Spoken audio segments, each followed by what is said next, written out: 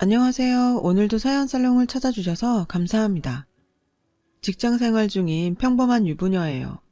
저희 부부는 첫 결혼 기념일을 앞두고 있어요. 연애 때처럼 여전히 다정한 남편 덕분에 우리 부부는 연애 시절 분위기로 살고 있죠. 저희 남편은 구급대원이에요. 처음엔 옷에 묻혀온 핏자국에 놀라곤 했는데요. 이제는 그런가 보다 할 정도죠. 사실 직업이 직업이다 보니 여러모로 위험한 상황도 많이 발생해요. 음주운전 교통사고가 발생해서 현장에 출동했을 땐 술에 떡이 된 환자가 몸에 손대지 말라며 난동을 부려서 주먹에 맞아 얼굴에 시퍼런 멍이 든 채 들어오기도 했어요. 가족 입장에서 봤을 때 썩 좋은 직업은 아니죠. 그래도 남편이 어릴 때부터 꿈꾸던 일이기도 하고 힘들고 고돼도 보람있어 하니까 묵묵히 남편 뜻을 따르고 있죠. 남편은 자기 몸도 힘들 텐데 휴일이면 우리 어디 놀러 갈까? 데이트 가고 싶은데 없어? 장모님이랑 같이 공원 가서 점심 먹고 데이트할래? 이러면서 저를 먼저 생각해줘요. 평소에 같이 있어주지 못했던 시간들을 채워주려고 애쓰는 것 같아서 고마우면서도 많이 안쓰러워요. 그래서 저는 웬만하면 남편이 쉴 수 있도록 괜찮다고 거절을 하는 편이죠. 남편은 저 외에도 챙기는 사람이 하나 더 있어요. 바로 제 친정 엄마죠. 엄마는 저희 옆동에 살고 계세요. 제가 결혼하면서 집을 나가게 돼서 지금은 혼자 살고 계시죠. 사실 결혼 앞두고 엄마 혼자 남기고 집을 나오는 게 너무 걱정되었어요. 뉴스를 보면 독거노인 고독사에 대한 기사가 많잖아요. 그런 뉴스를 볼 때마다 우리 엄마도 그렇게 되면 어떡하나 걱정을 많이 했죠. 그런데 남편이 먼저 저희 엄마를 모시고 살면 어떻겠냐고 하는 거예요. 미안해서 말 못 꺼내고 있었는데 먼저 얘기를 꺼내준 남편이 정말 고맙더라고요. 하지만 엄마의 반대로 무산이 되었죠. 딸 내외 신혼까지 빼앗을 생각은 없다시며 단호하게 거절하셨어요. 그래서 친정 근처에 신혼집을 마련하는 선에서 타협을 했죠. 그래도 저는 걱정이 됐어요. 근처라고는 해도 혼자 지내는 건 마찬가지잖아요. 이런 제 마음을 어떻게 알았는지 남편은 적적해 하실 엄마를 위해 말티즈를 선물로 사드렸어요. 처음엔 강아지를 보시고는 잘 키울 수 있을까 걱정하던 엄마는 이젠 딸처럼 금이야 오기야 키우고 계세요. 이쯤 되면 사위 사랑은 장모가 아니라 장모 사랑은 사위라고 할 만하겠죠. 사실 저와 엄마는 아주 각별한 사이예요. 운 없게도 아름답지 않은 가정사를 겪고 자란 덕분이죠. 엄마와 제가 같이 산 세월은 한 4, 5년 정도 되는 것 같아요. 저는 꽤 풍족한 집에서 외동딸로 태어났어요. 아빠는 할아버지 회사에서 일을 하셨죠. 대표 아들이라서 비교적 젊은 나이임에도 높은 직책을 맡고 계셨고요. 엄마는 결혼하고 1년 뒤 저를 낳았어요. 결혼 전 식당에서 조리사로 일을 하던 엄마는 결혼하고 바로 일을 그만두셨고 이후로는 살림과 육아에 힘쓰며 전업주부로 살게 되었죠. 제가 저희 집안의 첫 아이다 보니 저는 가족들의 사랑을 넘치게 받고 자랄 수 있었어요. 부모님뿐만 아니라 할아버지, 할머니도 첫 손녀인 저를 무척이나 아껴주셨거든요. 그러던 어느 날 엄마가 떠나버렸어요. 4살 무렵이었는데 신기하게도 저는 그날의 일을 기억해요. 모르긴 해도 제가 가지고 있는 기억 중 가장 오래된 기억일 거예요. 그날은 여느 날과 마찬가지로 집에서 엄마와 시간을 보내고 있었어요. 다른 게 있다면 엄마의 옷차림이었죠. 평소와 달리 엄마는 외출복 차림으로 식탁 앞에 앉아 있었어요. 엄마는 제게 아침을 먹인 뒤 데리고 나갔죠. 그리고는 대문 밖에 대기해 있던 아빠 차에 올랐어요. 아빠는 운전석에 앉아 있었고 엄마는 절 아는 채 보조석에 앉았어요. 우리 가족을 실은 차는 어딘가를 향해 한참을 달렸어요. 그러다 도착을 했는데 지금 생각해보니 버스터미널이었던 것 같아요. 그곳에서 엄마는 저를 꼭 끌어안고는 말없이 한참을 그러고 있었어요. 엄마 몸이 이상하게 떨리고 있었죠. 나중에 크고 나서야 그때 엄마가 울고 있었다는 걸 알았어요. 희수야, 엄마는 우리 희수를 사랑해. 그러니까 엄마 잊으면 안 돼. 알았지? 그러자 옆에 있던 아빠가 애한테 그런 소리를 뭐하러 하냐며 기억해서 좋을 거 없다고 퉁명스레 말했어요. 엄마는 저를 떼어놓고는 뒷좌석에서 큰 캐리어를 꺼내 도망치듯 가버렸어요. 울면서 엄마를 부르는 저를 뒤로하고 엄마는 그렇게 버스터미널 안으로 사라졌죠. 아빠는 울다 지친 제 몸 위로 안전벨트를 다시 채워주고는 차를 몰아 집으로 돌아왔어요. 그리고 다음날 아침 잠에서 깬 저를 반긴 건 엄마가 아닌 낯선 여자였어요. 예쁘게 화장을 한 여자는 엄마보다 훨씬 어려 보였어요. 아빠는 뭐가 좋은지 웃고 있었어요. 희수야, 인사해. 오늘부터 우리 희수 엄마가 되실 분이야. 엄마라고 해봐. 저는 우리 엄마가 아니라고 울먹였고 아빠는 그런 저를 잡고 단호히 말했죠. 이제는 이 아줌마가 희수 엄마야. 그러니까 엄마라고 부르고 말도 잘 들어야 해. 알았어? 그 말에 저는 울음을 터뜨렸어요. 하지만 아빠는 저를 달래주지 않았죠. 그렇게 새엄마와의 생활이 시작됐어요. 새엄마는 나름 엄마 노릇을 한다고 노력했지만 아이를 키워본 적이 없어서 모든 게 서툴었어요. 아빠가 도우미 아줌마를 고용해주고 나서야 상황이 조금 나아졌죠. 엄마를 찾으며 많이 보챘던 저는 시간이 지나자 이런 상황이 적응이 되었고 언제부턴가 새엄마를 엄마라고 부르게 되었어요. 5살부터 유치원도 다니며 친엄마를 잊기 시작했어요. 제가 7살이 되던 해에 새엄마가 임신을 했고 초등학교 들어가던 해에 동생을 낳았어요. 동생은 남동생이었어요. 아빠랑 할머니가 아들이 나왔다고 많이 좋아하셨습니다. 그런데 굴러 들어온 돌이 박힌 돌을 뺀다고 동생이 태어나고부터 저를 대하는 새엄마의 태도가 미묘하게 달라지기 시작하더군요. 정확히 말하면 동생의 첫 돌 이후예요. 어느 순간부터 새엄마는 동생 기저귀 가는 것부터 분유를 타주는 것까지 제게 시켰고 제가 먹은 건 저보고 설거지를 하라고 했어요. 방 청소도 물론이었죠. 말 그대로 못된 계모가 된 거예요. 그 당시 저는 이미 새엄마를 엄마의 존재로 인식하고 같이 살았기 때문에 그런 태도는 정말 충격으로 다가왔어요. 새엄마는 남동생에게는 따뜻한 미소를 짓다가도 제게는 싸늘하게 대했어요. 뭐하고 서 있어? 들어가 숙제해. 공부하든가 할 거 없으면 잠이라도 자. 늘 이렇게 날카롭게 소리를 질러댔어요. 하루는 동생이 너무 울길래 배가 고픈가 싶어서 이유식을 찾았는데 새엄마가 득달같이 달려와서 버럭 질러댔어요. 지금 뭐 하는 거야? 우리 애한테 아무거나 먹이려고? 그러다 내 아들 탈라면 네가 책임질 거야?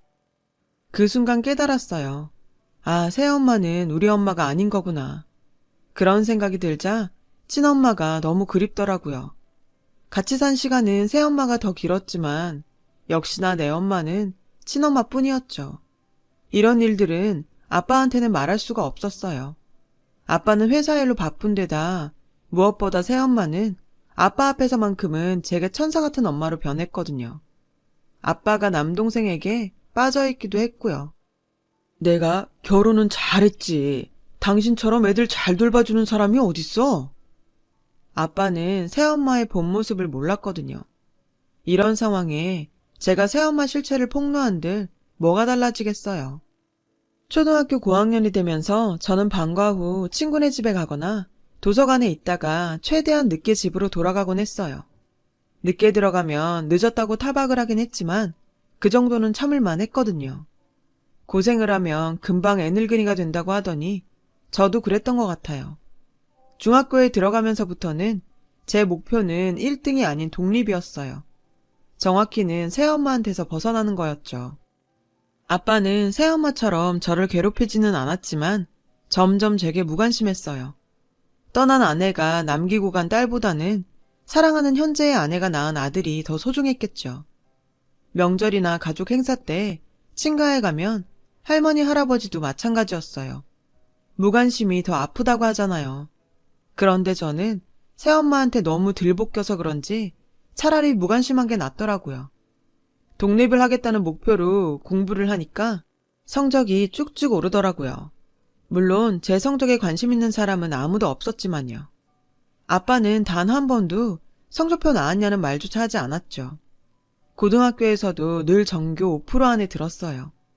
당연히 선생님들의 기대를 한몸에 받으면서 소위 명문대라고 불리는 대학교에 지원을 했죠. 남들은 공부만 해도 힘들다는데 저는 아르바이트를 병행하면서 공부를 했어요. 그런 저를 보며 친구들은 집도 잘 살면서 왜 그렇게 돈에 집착하냐고 했지만 전 그럴 수밖에 없었죠. 아빠가 다달이 넣어주는 용돈과 명절에 받은 용돈들도 모조리 저금을 했어요. 거기에 알바를 해서 번 돈까지요. 다행히 저는 지원했던 명문대에 합격을 했고 집에 가서 아빠한테 합격 통지서를 내밀자 놀라더라고요. 그럴만했죠. 제 성적도 몰랐으니까요. 우리 딸 합격한 거야? 이런 명문대에 지원했는지 몰랐는데 역시 우리 딸이네. 희수야 정말 고생했다. 아빤 우리 희수가 너무 자랑스럽다. 평소에는 관심도 없더니 명문대에 들어갔다니 우리 딸이라더군요. 그 모습이 정말 가증스러웠어요. 옆에 있던 새엄마는 못마땅해 했죠. 모르는 소리 말아요. 요즘은 4년제 졸업생 취업률이 더 낮다고요. 차라리 기술이나 배워서 취직하는 게 빠르지. 명문대는 무슨. 부러우면 지는 거란 말처럼 새엄마는 절대 지지 않으려 부럽지 않은 척을 해댔어요. 아빠, 저 기숙사 신청했어요. 안 되면 자취라도 할 생각이에요. 그래? 그런 거라면 걱정 마. 딸이 공부한다는데 이 아빠가 그 정도 못 해주겠니? 얼마든 말만 해. 아빠는 신이 나서 뭐든 다 해줄 것 같았어요. 기숙사 추첨에서 떨어진 저는 대학가 원룸에서 자취를 시작했어요. 학교가 본가랑 거리가 있다 보니 보기 싫은 인간들도 안 봐도 돼서 좋더라고요. 공부나 시험 핑계로 집에 안 가도 되니 제게는 이보다 좋을 수가 없었죠. 학교 생활은 꽤 즐거웠어요.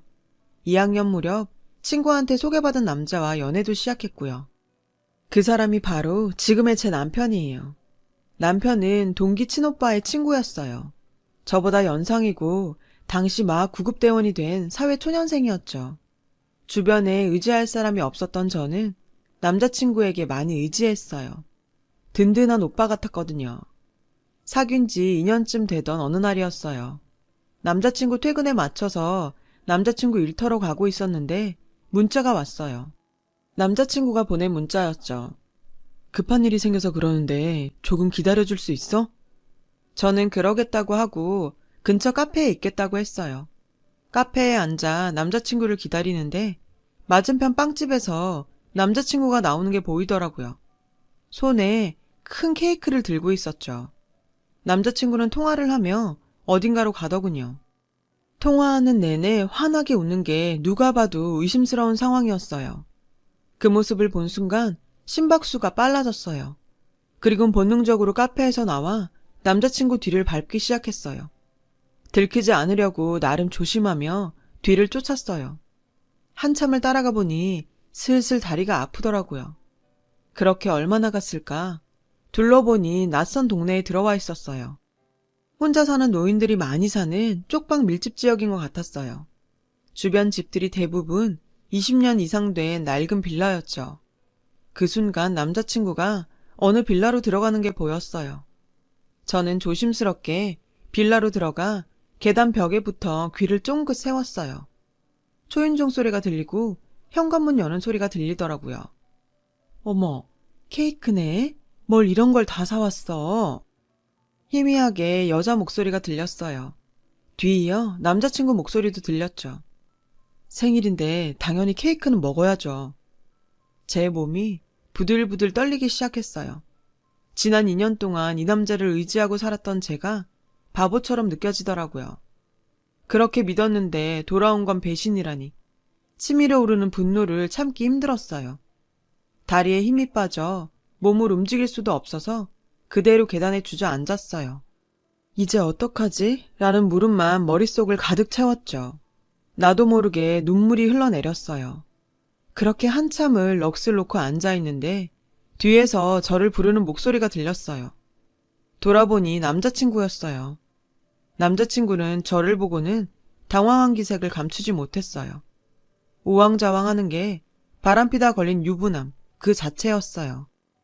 왜 벌써 나와? 더 있다 나오지 그랬어? 그래도 나랑 약속은 지키라고 했나 봐. 제 날카로운 질문에 남자친구는 그제야 상황을 파악한 것 같았어요. 희수야, 아니야. 오빠 말 좀 들어봐. 제 팔을 잡으려는 남자친구의 손을 저는 매몰차게 뿌리쳤어요. 다 설명할게. 제발 내 얘기 좀 들어봐. 그 순간 뒤에서 누군가가 나왔어요.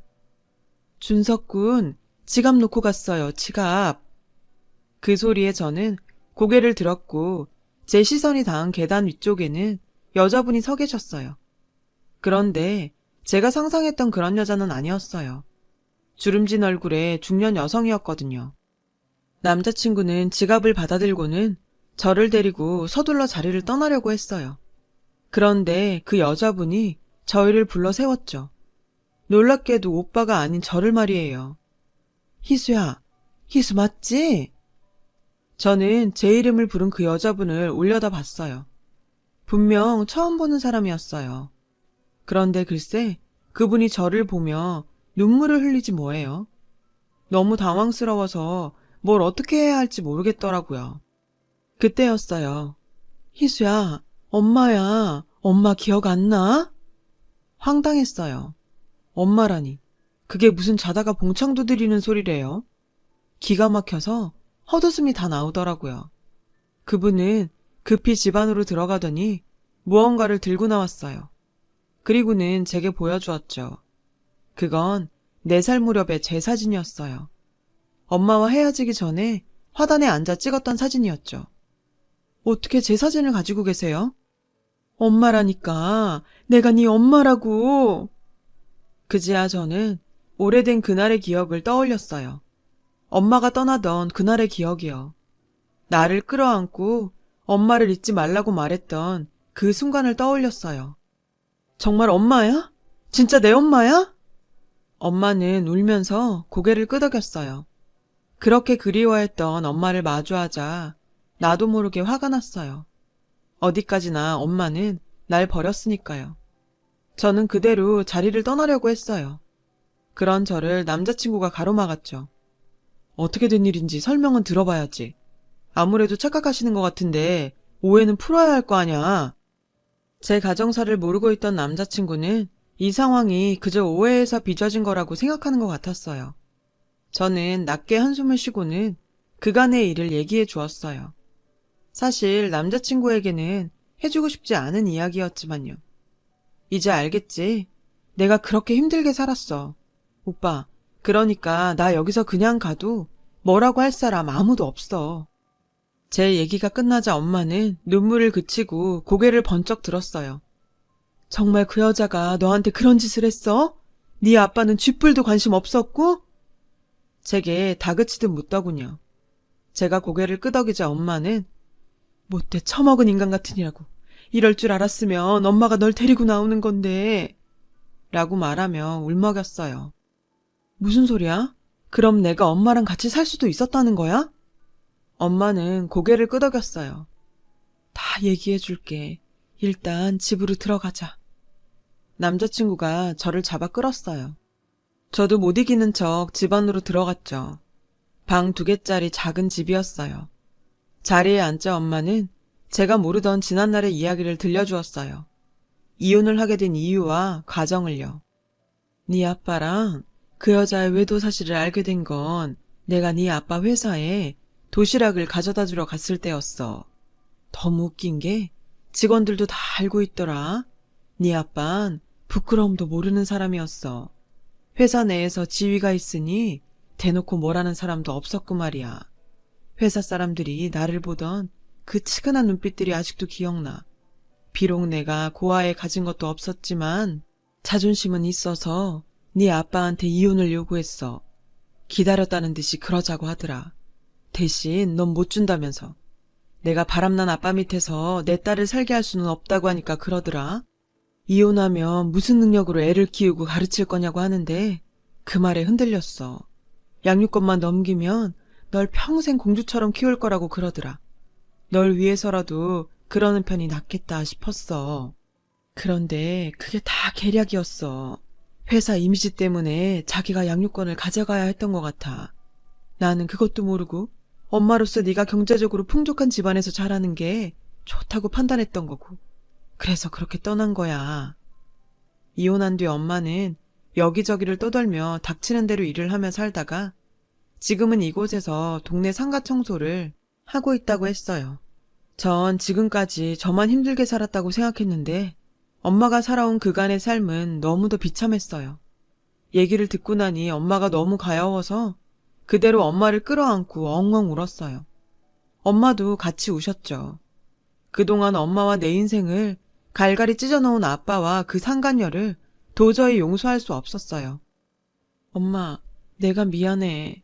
난 엄마가 엄마 행복 찾아서 날 버렸다고 생각했어. 처음엔 엄마가 그리웠다가 언제부턴가는 믿고 원망스러웠어. 엄마가 힘들게 산 것도 모르고. 엄마는 오히려 엄마 없이도 훌륭하게 잘 자라줘서 고맙다고 했어요. 희수가 잘 자라서 대학도 들어가고 준석군같이 좋은 사람 만나서 엄마는 너무 행복해. 내 생명의 은인이 내 딸 남자친구라니. 어쩜 이런 인연이 있니? 남자친구는 제게 엄마와의 인연을 얘기해 주었어요. 아주머니는 내가 첫 출동 나갔다가 만난 환자셨어.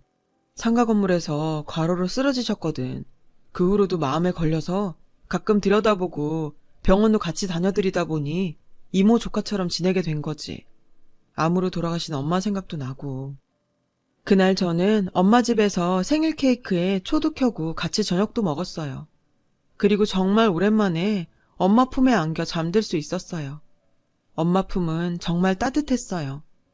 다음날 저는 남자친구를 뒤에 달고 본가로 갔어요.